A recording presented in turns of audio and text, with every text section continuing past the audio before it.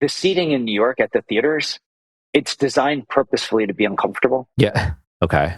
Okay, this is true. Yeah. Okay, so the whole notion of actually why the seats are tight is because when you have a visceral reaction, you remember when you were kids, like you would lay down and you put your head on somebody's stomach and they would start laughing, then you would start laughing, and then the next person would start laughing, and like all of a sudden you were all laughing, you had no idea what you were laughing for, right?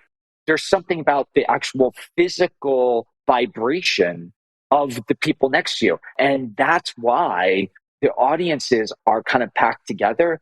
There's this physical vibration, and I feel I'm like I'm speaking new age right now, but it's true. I swear, it's true. Yeah. Sorry. That's good. I'm a really down to earth guy, but there's a physical vibration that happens with the audience that because of that, you are literally physically connected. And with the armrest, right? You're physically connected to people who are next to you, who you know and who you don't know. Win all in, play my cards right. Up the ante, one blackjack all night. Roll the dice, let it ride. Water the odds, I got snake eyes. This podcast exists because of the team at CASCM. At CASCM, we make content creation enjoyable. We are on a mission to help leaders create content that will improve lives, content to be proud of, content that fosters community. We know through firsthand experience how content brings people together, and we love helping make that happen. We produce podcasts, short form videos, blog posts, and other written works, while also providing support in website development, social media management, and strategic planning. And we would be excited to help you. Visit cascm.com to learn more, or feel free to connect with me on LinkedIn or Twitter. I was super excited when I had heard from your team that had reached out. My family, and I'll back into the story a little bit, but my daughter, I have 3 kids, my middle child, when I say loves theater, just everything. So you come to my house, if she's at home, you're going to hear music, you're going to hear her singing. It's just going to be nonstop. That's awesome. And it's amazing. She just joined the Blumenthal Young Ambassadors. So she goes and is an usher and just tries to get involved with it at her school, whether it's performing or just loving it. She's ready to go to New York again here soon. We're going to try to get there next month. And so she was just in a production of Radium Girls. Oh, yeah. Which is the play they had. And then she's auditioning now for Freaky Friday, which is the musical they're going to do. Is that at the school or is that? That's going to be at the school. At the school, yeah. That's at her school. And recently she's been doing productions for the one she did, Wizard of Oz and The Addams Family. Yeah. And so it just is so in love with it. And so you see people, and I heard you on the podcast Conversations, I believe. And so I could just, your passion, it comes alive listening to you talk about your love for theater and where it came from, right? And backing up to your beginnings. And maybe that's a place to start with this conversation because, I just mentioned, if we go to New York, my daughter wants to go, we want to go see certain shows, right? We want to see Hamilton for the 3rd time. Yeah. It's very expensive. Tickets, sporting events, theater, it's very expensive. It is very hard. And I think that's a big part of what you're doing to include everyone in finding people's love of theater. They might not even know how much they love it, right? And so how are we doing that? What is the plan now going forward? And we're going to bounce around a lot to involve everyone in this passion that people can have for theater. Art shouldn't be a privilege. It should be a right. And I think that's where it starts. The arts and humanities, the study of the human experience, right? I think that's at its core what theater does. It reflects, it gives you an opportunity, even when people laugh and have these positive energy experiences in a live theater experience, it's because in the moment that you're reflecting on something or it's resonating with you. There's something that's universal. There's a universal truth that's resonating with you. And then there's universal truths that resonate with you in other ways that stir up something that may be not so positive, and that's okay too. Yeah. But the thing that makes theater different than film and television is the fact that it's temporal, right? It's a temporal art form, so it only exists in the moment that it's occurring. And the other is that it's communal, right? So in theater school, they teach you about the communion between the artist, the actors and the audience. And so this idea that I'm on stage, I'm saying these lines, I'm telling this story, and that information is going out to the audience. The audience is processing the information, and then there's energy, nonverbal communication, and sometimes verbal communication that actually comes back to the actors. And there's been shows you've been to, they'd be like, oh my gosh, that was amazing performance. You know it, and the performers know it. Oh, it's on stage in that moment, and it just explodes and makes the experience something that is of a completely different nature than any other experience, right? And then there's days that the Yankees don't play well. Yeah. Right? They lose the game, and it happens. right? And that kind of happens. And I think that concept of like that it's kind of elusive, it can be elusive, is what keep people coming back to the theater to keep chasing when it's really great, it's transformative.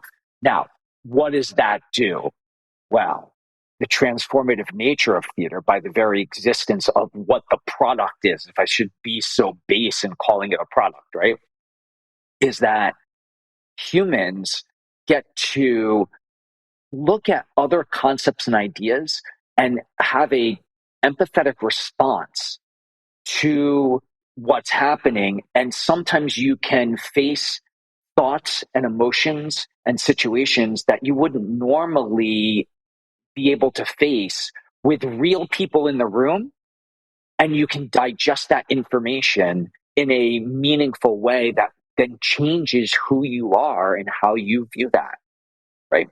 So, for instance, the example I always give is, is when I saw this musical Serafina, and it's about apartheid South Africa, and so like, what the hell did I know about apartheid South Africa in 1985 as an 11-year-old in New York? And so it's an 11-year-old white kid in New York. How I learned a tremendous amount about it, and it really shaped my fundamental view on the world and my fundamental views on race, right, and class on the world. And so, like, it was phenomenally transformative and educational, that 1.5 hour moment in time. Yeah. That's what theater does. And I think that's why it's essential for young people to be exposed to theater at a very young age. And it really helps them be able to navigate complex emotions and navigate the world and complex ideas in a way that allows to show the challenge of what the idea is, not just a one-sided soundbite, which is part of what technology does today, but how an issue can be complex in its nature, because issues are complex, right? They are not black and white. And so it should be a right for young people to have theater. Now, how do we do that? The cost of going to a Broadway show. I mean, look, I'm in the industry, and I got 2 girls and my wife, and we want to buy tickets for 4, and I, slightly choke when I go to look to buy tickets, Much like everybody else, it's like, oh, you want to see that? That sounds like a great Christmas gift. Awesome. Okay. Like maybe we can swing that for Christmas. It's just so incredibly expensive. And there's a whole nother conversation as to why that is, predominantly having to do with the cost of unions and the cost of just New York City real estate and the cost of living in New York, like all those things. Sure. But what has been tremendously successful is the distribution of theater. And, if you go back into the 50s and 60s and the regional theater movement and the touring that occurred, it brought theater into the communities. And then you have, theater education that has occurred over the last 30 years. Theater education and theater in high schools is so much different than when you and I were in high school. It's so much more mature. And there's many, many more high school drama programs now. And that's, just a testament to the stewardship that our generation has done for the theater. And that's kind of what we do at Broadway Licensing.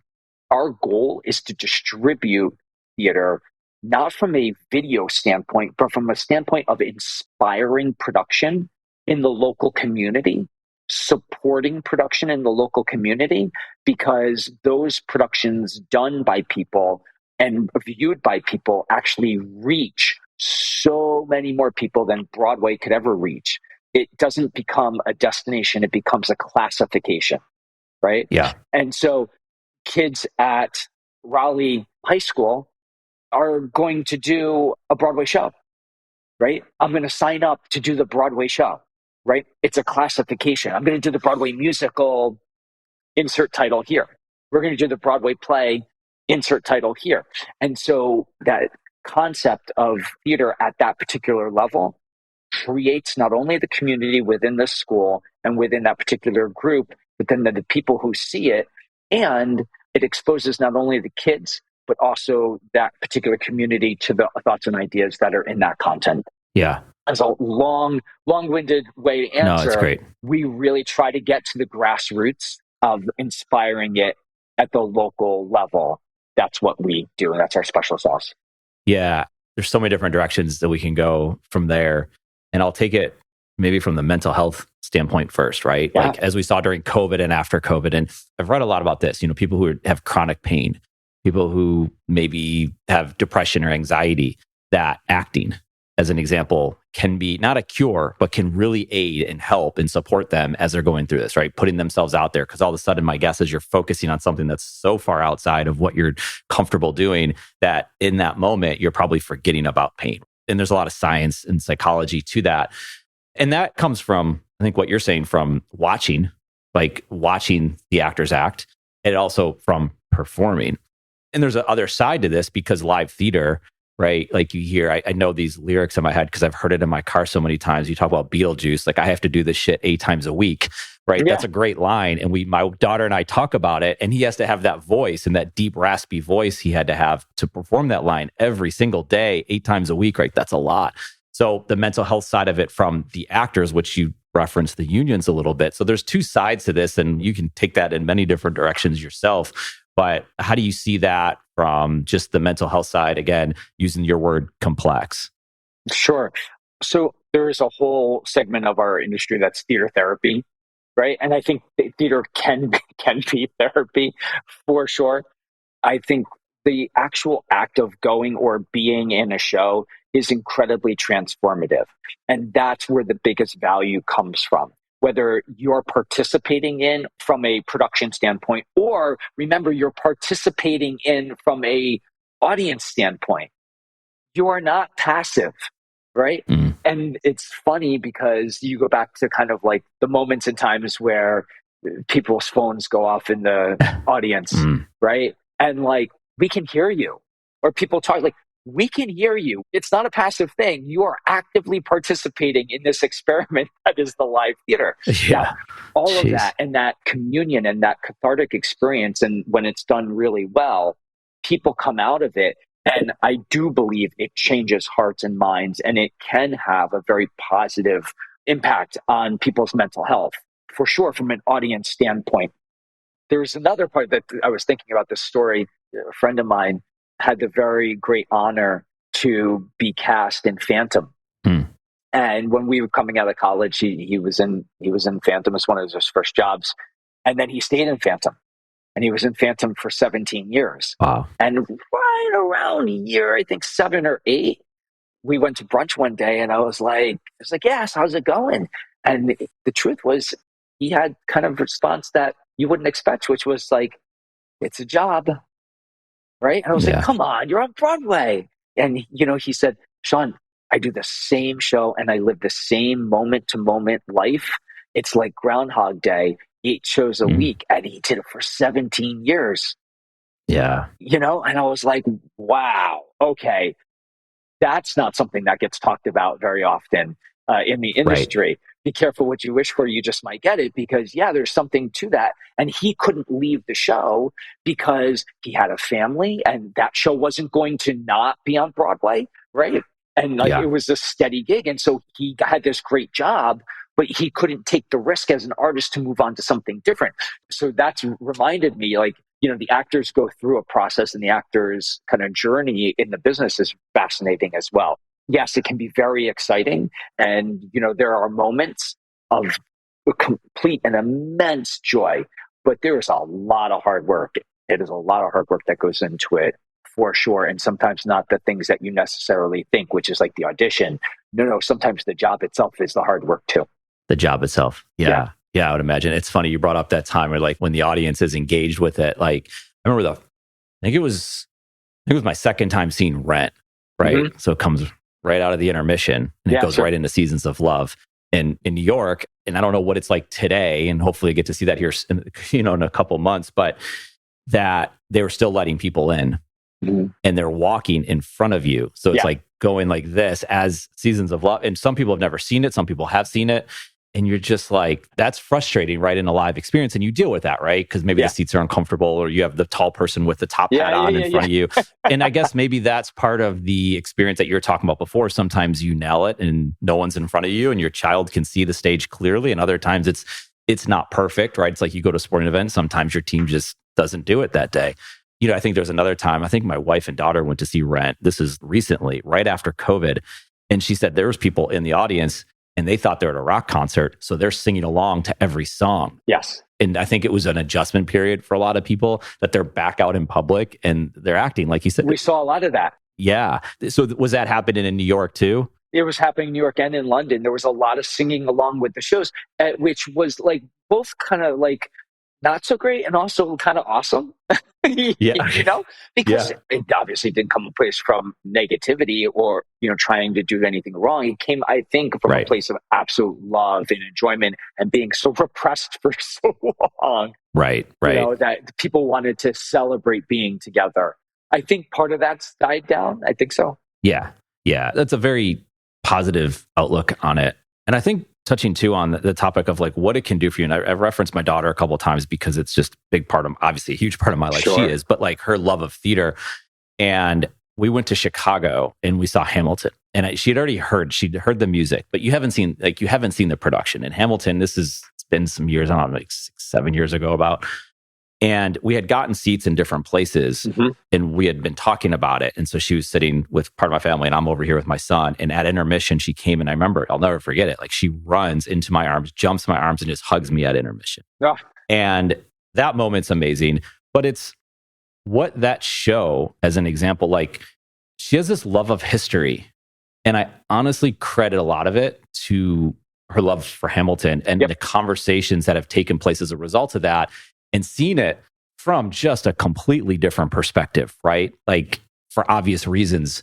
And I mean, we have the Hamilton book at home. We talk about it. We reference it. I mean, it's not even history. It's rap history you can talk about. Like, and I talk because I grew up in that era of like, Gen X and, the rap music that we grew up with. And so we'll reference and pull out those lyrics. And all of a sudden you're just going down these rabbit holes of information. And you have this person who and she's studying US history again. And she comes home. She's like, Dad, we talked about this today. And here's what happened. And dissecting like what was going. It's just amazing to me that a show that can be entertaining, it's way more than that, right? It just is. It's way more than that. We had the exact same experience with Hamilton. And it was great because we would have a conversation, about the battle at Yorktown. And at the same breath, I would be like, but hold on. He's referencing the Beastie Boys, License to Ill. Hold on, let's turn on. Let me show you, right? Like this. And so I was like, okay, he's taking these kind of underpinnings of like, listen to what they're using in the samples here, right? And that influenced the music as well as the Battle of Yorktown. It's awesome, right? Yeah. And I think Six has done that as well, very successfully. Oh, yeah. And so, these kind of shows, Chicago does and the great thing, I think this generation, maybe even more so than our generation, is starting to unpack the stories from a historical standpoint. I wasn't really so into looking at like, what was the history of Annie Oakley? Right? Or what was the history of the French Revolution? Right? It was probably more like Les Mis was huge, right? Yep. Or the Paris Opera or whatever, at that point in time, those were the big hits on Broadway. But for somehow we've done a better job now, the industry has done a better job of equating, or inspiring kids to really jump into the history or to the social or political aspects of what this means. Because things can be very political and social commentary, but also be very entertaining. Absolutely. Yeah, I remember going to New York at a young age. My mom took me, you mentioned Les Mis, and the other musical we saw was Tommy. Uh-huh.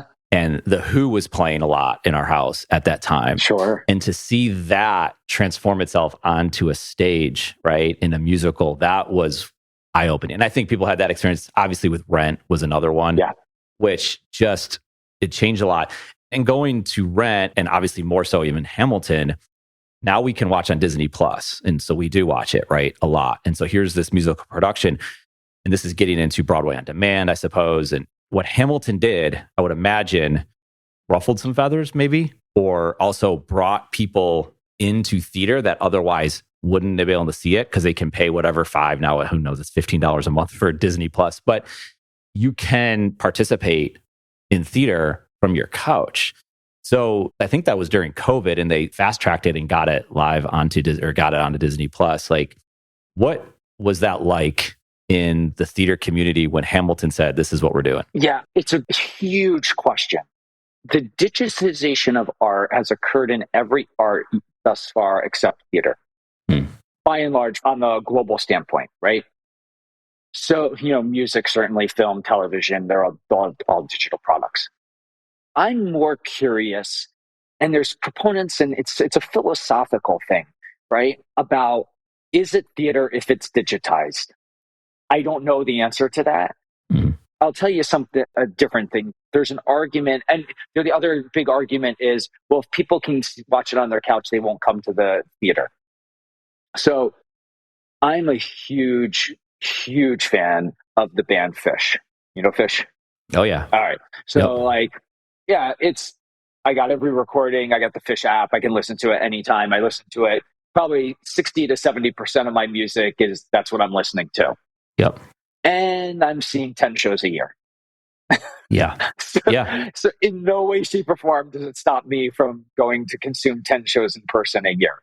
Right? Yeah. So I can listen to whoever. My daughter's, huge into Olivia Rodrigo right now, right? Oh, yeah. And yeah, of course. That's on play all the time. And yes, we want to go to the live experience because the live experience is the premium experience. At least we know from the ticket price, it's supposed to be the premium experience. It's supposed to be, right? Yeah, I know. Right?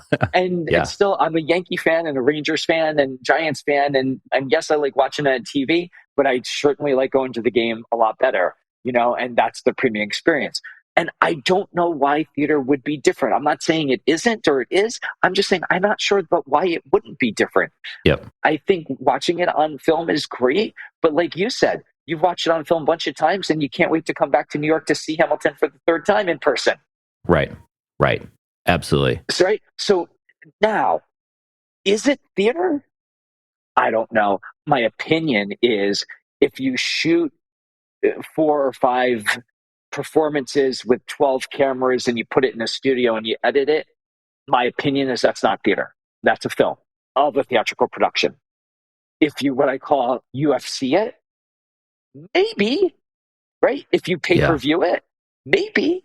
Hey, it's opening night of Back to the Future on Broadway. One night only, $59.99. Right. Maybe that's theater. Maybe that's theater from home. Right? It's not the exact same experience, but because it's temporal and you can't pause it, right? I kind of like that idea for it. That's where we were going with Broadway on demand. That's the thing that interests me, is that more so from a standpoint of theater, going back to the first thing I said, theater is a temporal art form. Well, let's not change the intrinsic value of what makes it temporal, and that's time-based. So if you want to watch it, and if you want to watch it at home, that's of interest. And then there's a lot of value to that, because there's a lot of people who can't afford the crazy prices. There's a lot of people who just can't make it physically to the theater, right? And I'm talking about certainly subscribers or people who are lifelong theater members who no longer can drive or will drive at night, right? Or who can't travel that far, who can't make it to Broadway to see, because there is a quality difference. Broadway productions, right? They are the New York Yankees. Oh, right? Yep. There's a quality difference. And so seeing that, but getting that into people's homes. And then the last piece of it is, I go back to those who are economically disadvantaged, right? Does that mean that they shouldn't have? Maybe I would propose that they're probably the people who need theater the most. Yeah. And so bringing it to people has great value. And if you're able to bring it to people while keeping many of the same constructs of the theater, which is the time based of it. And yes, if you're going to get up and go get some popcorn, you're going to miss something. Yeah. That's probably okay. Again, opinion, right? And yes, the time to do that is intermission if you don't want to do something. So you keep those kind of things. And there's probably a digital playbill, right? That there's a QR code and then you get it on your phone, and right. And so you can have that part of the aspect of that journey. Right. And maybe it should even be more enhanced like NFL does. Maybe there's, commentary before, middle, and after, and, and there's a play-by-play. I don't know. Right? But that sounds interesting to me. More so than, hey, we're going to film this thing for archival purposes with the original cast. That's cool. But to me, that's an archival film. Yeah. And I guess it comes down to, are people still showing up, right? Are people still going to see Hamilton after you can watch it on Disney? Right. You can see clips of what they've done. I know they performed at the White House. So you can get the songs in different ways. Personally, I agree with you. I mean, people saw Taylor Swift in concert. They're going to go see the movie and they're going to listen to the music endlessly. Like Dave Matthews is one of the artists out there that allowed, people to record at his concerts, and they still go to his concerts years later. Right. And that, to me, sometimes people see the wrong side of it. Like, well, if I give it away, they're not going to go. No, now they might crave it. That's right. Even more. So there's a great book out there called Grateful Dead Marketing. Okay. Yeah. The Grateful Dead was the first band to do the whole taping thing, right? Yeah. And what they realized was that what the taping did was it was marketing. They were getting music into the hands of people. And, most artists, bands, that you have a general audience space, and then you have fans, and then you have super fans, right? Yeah. And the super fans are going to consume everything that you can possibly consume, right? And the same thing happens with Broadway. There are certainly super fans of certain shows, and they're going to consume it no matter what. And what you want to do is, of course, you don't want to cannibalize, and that's the art of actually running the business and managing the intellectual property. So that way you maximize the value of it for all the artists. But also there's a sense of how can you continue to engage the community so the community can perpetuate itself and build a momentum, which also helps the value of the IP. Yeah. And once you go, and to your points earlier about like the experience that you gain from being at a show and participating in that show, because I've always found it interesting that it's not always the lead, right? We're always focused on the lead, right? But there's these not lead, right? Maybe obscure, this individual, and maybe they don't even have any lines, but every time they're on stage, there's something you pick up, there's something you notice. And I've always felt that way about like every show I've been to. It's like there's something about that. And I don't care if it's Broadway or if it's middle school theater. There's something, maybe the kid said something super funny and just the way they carry themselves on stage, you're just like, now, because if you're watching that on television and it's cut to something else and you only see Leslie Odom Jr., but over here on the side of the stage you have to go to theater. You have to go to New York. You have to go to Chicago. You have to go to your local theater to see that. And I think once people experience it, that's why they crave it more, because it is that different experience. The mistakes matter, right? Going to a Luke Combs concert and something unique happens, or it starts raining, or I don't know, but you only get that when you're there. And that's what people are craving. Yes. Or could crave. I agree. The other piece of it is, the seating in New York at the theaters, it's designed purposefully to be uncomfortable. Yeah. Okay. This is true. Yeah. Okay. So the whole notion of actually why the seats are tight is because when you have a visceral reaction, if you remember when you were kids, like you would lay down and you put your head on somebody's stomach and they would start laughing, then you would start laughing, and then the next person would start laughing, and like all of a sudden you were all laughing, you had no idea what you were laughing for, right? There's something about the actual physical vibration of the people next to you. And that's why the audiences are kind of packed together. There's this physical vibration. And I feel like I'm speaking New Age right now, but it's true. I swear. It's true. Yeah. That's right. That's good. I'm a really down-to-earth guy. But there's a physical vibration that happens with the audience that because of that, you are literally physically connected. And, with the armrest, right? You're physically connected to people who are next to you, who you know and who you don't know, right? Yeah. And that becomes one kind of amoeba of a body that helps the whole kind of communal experience occur. It's the same thing when you go to any sporting event and they score and you're high-fiving the dude behind you. Yeah. And it's Yeah. like, you don't know these people, but all of a sudden it just became a communal experience, right? That happens in theater. That happens in person. So you're never going to be able, no matter the at-home experience. And many people argue that NFL at-home experience is superior to the in-person experience, right? And they've made it so good with HD, right? But you're never going to get the communal experience at home because you don't have, at least in the Broadway theater, 1,000, or in the case of an NFL stadium, 50,000 people all moving as one. Right. And the other thing is in theater, and I don't know this to be a fact, but I don't think they're getting in fights in the stands like they might be in an NFL stadium. Right? You see those videos, and sometimes it's gotten a little crazy. Like, I think fans have kind of taken it and they're like, yeah, I've often thought, I was like, there's got to be a podcast show or like a video podcast show of like two dudes going to Broadway shows and like pre-gaming and like, tailgating, painting their faces, tailgating and painting their faces. Right. And, we need that. Like, I was like, there's got to be a show there. That'd be good. It's a lot of fun to have. Absolutely. And I think everyone needs this. And I don't know what like the old history, I've seen the movies and you've seen the pictures and Shakespeare and all, like what that looked like. And they catered to the queen or they catered to the super wealthy. And, there was still like, I don't know, there's other people in that theater, but I think it's super important for everyone to have an ability to see a show in some capacity. No different than it is to have the ability, I think of Broadway Dreams, which travels around, and my daughter had done it this summer. Yeah. And we showed up and we showed up for the production, and the talent, and they came from all over the place. So I know they go to different cities, but we were in Charlotte and it happened to be like 10 minutes from our house. And the talent was amazing. And then you would see some of these individuals and then they would talk about it. And some people were there on a scholarship, like completely paid for, like whatever the cost was. And that's what you need, right? Because what an opportunity that is. You mentioned sports a few times. The way I see it, and, hearing the college process and what goes in and going to get, your MFA, right? What that might be, it's more competitive than sports.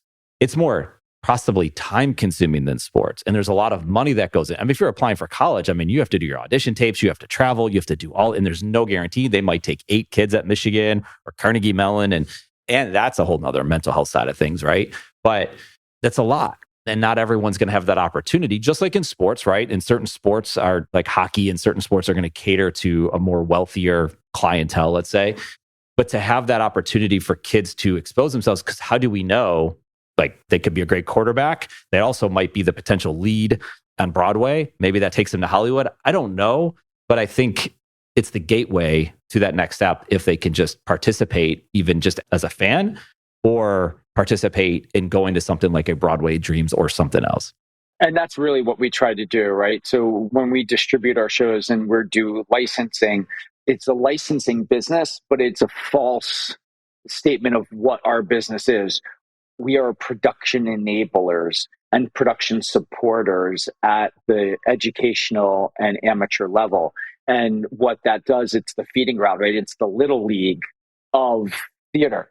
And so we support that to be able to multiple things. One, yes, of course, identify artists and hopeful artists who work their way up through the amateur ranks and move on. And I agree with you. It is just like sports. My wife has been a Rockette twice, and I can guarantee you the physical damage that it goes into, that for dancing for 20 plus years, it's just like any athlete. She is an athlete, right? But as it pertains to the kids, it's not only essential, for the educational standpoint, but what we try to accomplish in making everyone a theater person, which is what we stand for. It's kind of a vision of what we want to do with this company. It's the kids who don't do become appreciators and fans of. And that's the same thing in sports. And so we feel that if we can help expand theater across the globe and reach everybody, well, then more people will not only become a fan of theater and build the entire economic base of what the art form is, and then you get who knows what comes out of it, because if you can expand the economic base of what it is, what can be accomplished obviously becomes much greater, right? And who knows what that is? It's just right? What's the going to Mars of theater, right? But more importantly than that, the entire human race becomes more empathetic, more appreciative, more connected to each other, to the human experience. And that makes real change. When we were working on a startup, because we were a startup, right? We've been 6 years into this company. We were starting the company. We sat around and we said, okay, what is the world like if everybody's a theater person, right? And you'll get to know this. The theater parties are awesome. Theater kids parties are all like, high school, college. They're fantastic. They're always so entertaining. People break out into song, right? And it's like, imagine if everybody in the world was a theater person, right? I've often thought about, how you have like all these wonderful national holidays, and then you have all these other holidays, which is like bring your kid to work day, or right, this stuff. I was like, you know what? There should be a dance yourself to work day. How positive would the world be if there was like everybody's going to put on headphones and just dance their way to work, right? And think about the difference. No matter how silly and ridiculous that sounds, the energy that put forth into the universe, into just dealing with each other and not taking ourselves so seriously, I think a lot more could be accomplished for the human race, and there'd probably be a lot less war and a lot less challenging times if people just had a little bit more empathy and had a little bit more connectivity with each other. That's what theater does, Eric. Yeah, theater can do that. And I also think you said like a theater kid or theater person, there's a stigma that exists. And it's obviously, there's stigmas all over the place, right? We talked about mental health before, the mental health stigma, seeing a therapist, right? There's stigmas in school. You get identified as this. And once you're in school and once you've decided that's the route you're going, you are that person and that's it. But it's not the case. Obviously, as we've gone through life a little bit, we understand that's not the case, and people have different interests. So you could have the person that loves theater that's also a great lacrosse player, or that likes doing this, or likes traveling, and they can go in all these different places. And so a lot of people, I think, won't do it for the concern that they'll now be classified as a theater person, a theater kid, and that stops people. But so then when you go see like a Davy Diggs, who you're like, he's a cool guy, he's right? A cool guy. You just like him. And so you're like, well, I can do that. I would love to strive to be someone like that. Like, I like Patrick Mahomes. I like Davey, right? That's where kids are going. And I think you need more of those types of things. Yeah, it was great to see, I think on Hard Knocks, when they were following the Jets this year, I think 3 times they went to Broadway shows, the whole team. Oh, wow. And it was great to see, and here they're walking out crying, it's and it's like, that's right. It's for everybody. Right. It really is for everybody, because that's the universality of what it is, right? We tell universal stories that have universal truths that touch universal people. That's the goal. Yeah. And I do think the stigmatization of the theater has, by and large, I think it's changed much different. It's much different than when we were kids, Yeah. I took a lot of flack when I was in high school for being in the drama club and on the football team and on the wrestling team. And it was like, what are you doing? Right. That was unheard of. You know what I mean? Yeah. So we've talked about all these things and what's going on, and there's no way we can predict the future, but you're part of the change that exists, right? With Broadway on demand. And I have to get that, right? I have to get that from my daughter. But like where we got the digitization, you're obviously bringing this, like where your licensing group, Broadway licensing group, what cities, states, countries, like are you all over the map? Like what is the future for all of this stuff that we're talking about right now as it relates to the bigger picture of theater? Yeah, so we're in, I think, about 90 countries right now, which is it's amazing. And so it's really a global footprint. Very excited. We've had the great honor to acquire Harry Potter and their Cursed Child, and that is going to be, it's a global phenomenon. And we are very excited because we aligned, and those people in charge at Harry Potter aligned with our ideas to bring that title to schools before any other professional theater gets to do the show. And it's really kind of thrilling, because you think about it, those characters are iconic characters, are actually school age kids. It's about a school. And so we're going to get to see real school age kids play these characters, right? Which is tremendous. And we have these two productions. The first two productions are happening. There's a production that's going to happen in London first, and then there's a production that's going to happen in Hoboken, New Jersey second. And that goes going to be the first two test schools. And those kids are just the whole community. They're bouncing off the walls because they're going to be the first ones in the world to be able to do this project. And then it's going to be released. And the next piece of it is we're doing the first school in every state. So there's going to be, the honor of to be the first school in every state, and then the first school in every country thereafter do it. So the globalization of what we're doing with that particular title. From Broadway on Demand, I think the thing that was fascinating that we're looking at is internationally, the streaming model is moving very quickly and more quickly than it is here in the States. And I think that primarily comes because the economics associated with Broadway, and they're trying to figure out what that means for them. But in the West End, streaming is happening. It's pretty commonplace now, certainly throughout the UK, certainly throughout Asia. And so those international territories and markets are moving quick. And you're starting to see things like, okay, live from the West End, or opening night, right? And so that's kind of cool. And we're going to see what happens with that piece of the industry. And I think that the last piece of it is what happens when there are so many more people exposed to theater and the diversity of theater makers changes in a big and meaningful way. There's, make no mistake about it, it's been predominantly driven by white men, right, over the last hundreds of thousands of years, right? And so now we're seeing what does a diverse group of artists, storytellers come to say about the world. And it's thrilling to see. I'm learning about stuff I would never be able to experience or understand because I'm able to view it through the lens of these artists' stories and it taking place on stage. And that inspires me to learn more about certain things, right? And bring attention to certain stories. And so that's really what theater does great. And I think we're going to see an influx of what that is, which will help expand who gets to see themselves on stage. And therefore, what stories then should be told and can be told in a live theatrical experience. It just makes the tapestry of what we do far more interesting, right? And far more compelling, and gives us then the content to be able to then grow the industry even in a more globalized way because we have content that speaks to many different people across the world. Yeah. So that's where I think it's all going. It's all really exciting and broad and kind of democratizing of theater. It's kind of cool.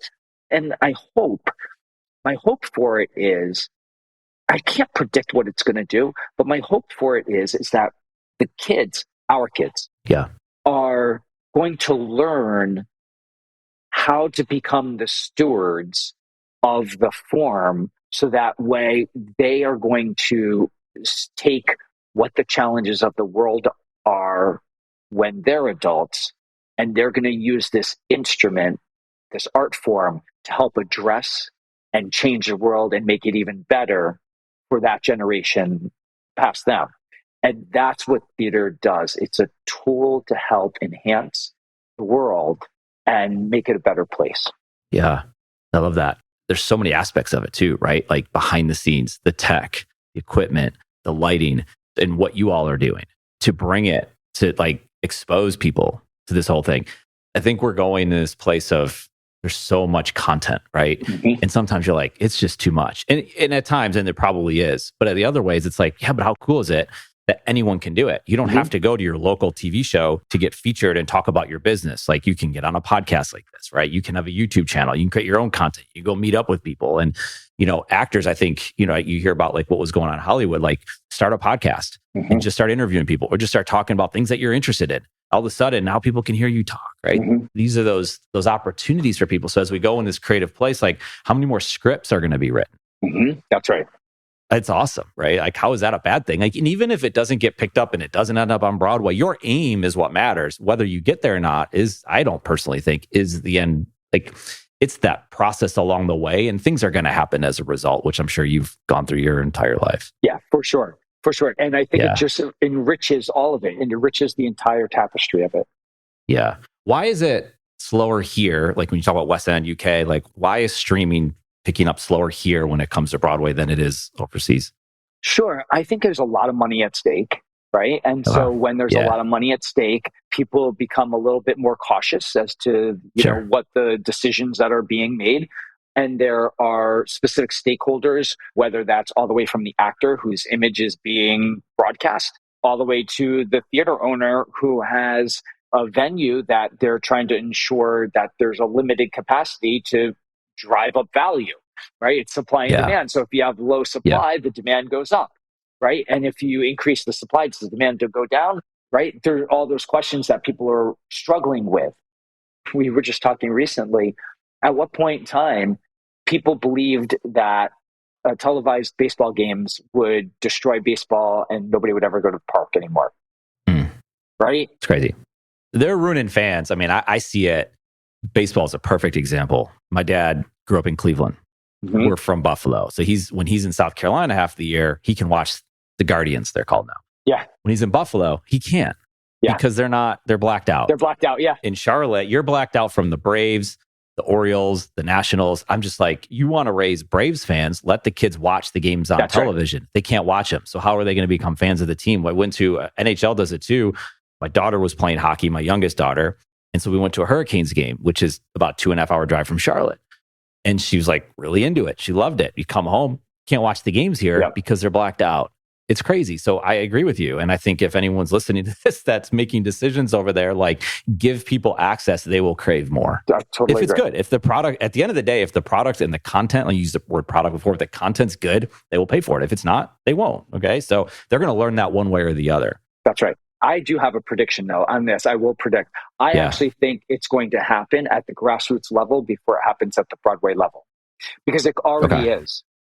And you'll see this with your daughter, most schools tape their show and then they create it into a DVD or VHS tape when we were kids, right? But now it's a digital file. And then you can take it home and you can show it to grandma who couldn't fly in to see the show.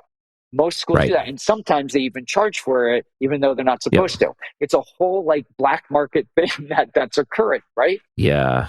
And we're seeing there's a company called Play On Sports that launched, I think, about 15 years ago. And now they're in 19,000 high schools and they're doing millions of sporting events, high school sporting events a year. And NBC just launched a high school sporting event streaming.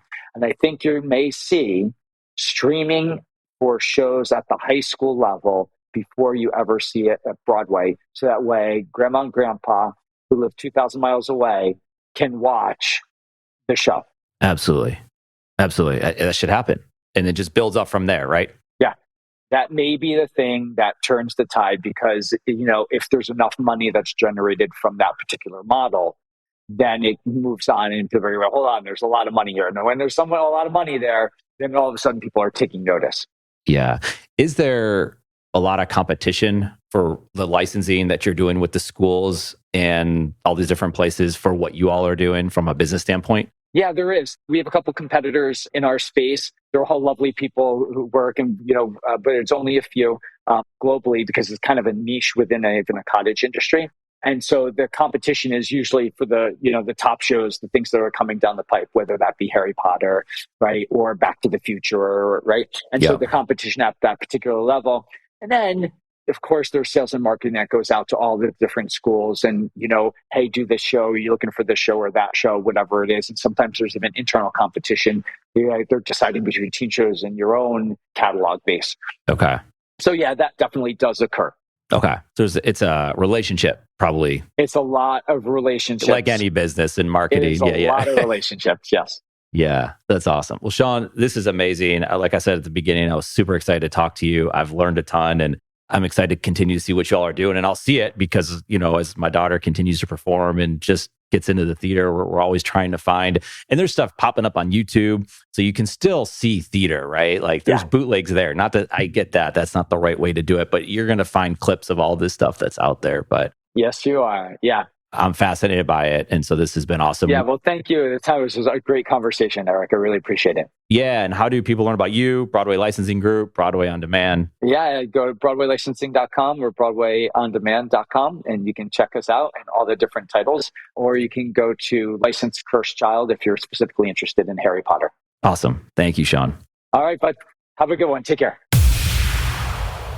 In case you haven't noticed, we love podcasts. In fact, we love building podcasts, everything from development to production. Because of all that, we're building a one-of-a-kind podcast network. If you have a podcast or looking to launch a new podcast, then we should talk. You can message me on Twitter at Eric_Kaz or hit us up any way that works for you. Let's talk about your podcast joining this one-of-a-kind podcast network.